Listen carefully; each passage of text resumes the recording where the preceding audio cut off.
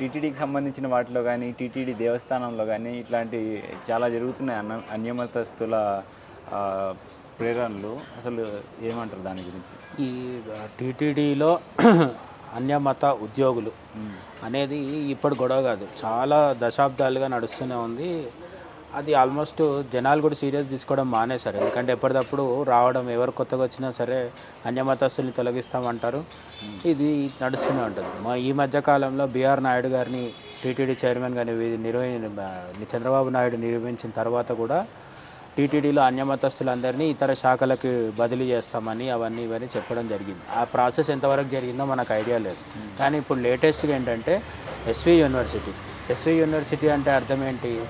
Shri Venkateswara university పేరే వెంకటేశ్వర స్వామి పేరు మీద ఉన్నప్పుడు అది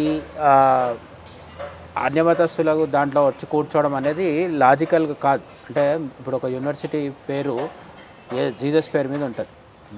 ఆ జీసస్ పేరు మీదనో లేదంటే ముస్లిమ్స్ నడిపించుకునే ముస్లిం మతానికి సంబంధించిన విద్యా సంస్థ ఉంటుంది.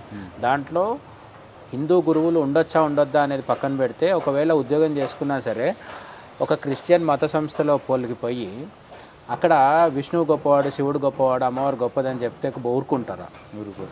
కానీ విచిత్రం ఏంటంటే హిందూ విద్యా సంస్థలు ఇతర మతస్థులు, ఇప్పుడు ఆంధ్రాలో అయితే పర్టికులర్గా క్రిస్టియన్ ఏమంటారు మతాభిమానులు ఎవరైతే ఉంటారో వీళ్ళు పవిత్రమైన ప్రొఫెసర్స్గా, టీచర్లుగా ఉంటూ కూడా ఇంతకుముందు కూడా చాలా సంవత్సరాల కిందట పద్మావతి మహిళా విశ్వవిద్యాలయం ఉంది. అది కూడా వెంకటేశ్వర స్వామి టీటీడీకి సంబంధించిన, అంటే ప్రస్తుతము టీటీడీ నిధులు ఇవ్వట్లేదని కూడా మనకు వచ్చిన వీడియోలో ప్రొఫెసర్ చెప్పడం జరుగుతుంది.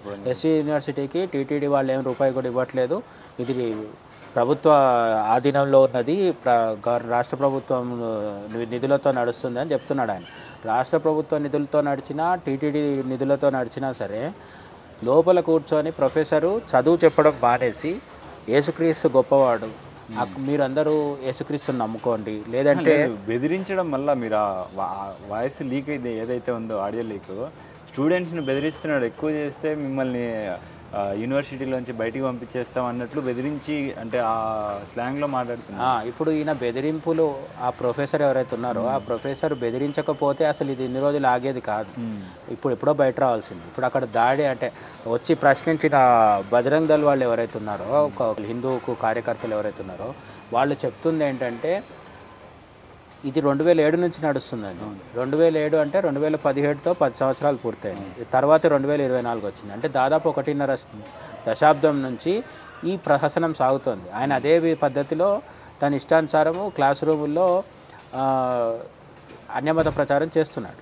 చేయడం తప్ప ఒప్ప అంటే మన దేశంలో ఇతర మతాలు తమ మతాన్ని ప్రచారం చేసుకోవడం తప్పేం కాదు. కానీ దానికి క్లాస్ రూమ్ని వేదిక చేసుకొని, అది వెంకటేశ్వర స్వామి పేరు మీద ఉన్న యూనివర్సిటీలో క్లాసులో చదువు మానేసి ఈ పిచ్చి వాగుడంతా వాగుతుంటే దాన్ని 2007 నుంచి కూడా సహిస్తూ వస్తున్నారు. చాలాసార్లు బయటికి చెప్పాలనుకున్నప్పటికీ ఆధారాలు లేకపోవడం వల్ల ఊరుకున్నారు.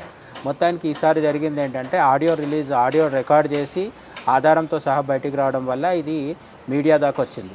మెయిన్ స్ట్రీమ్ మీడియాకి వచ్చింది, ఈటీవీ అట్లాంటి వాటిలో బిగ్ టీవీలో కూడా వచ్చింది, సోషల్ మీడియాలో కూడా వచ్చింది.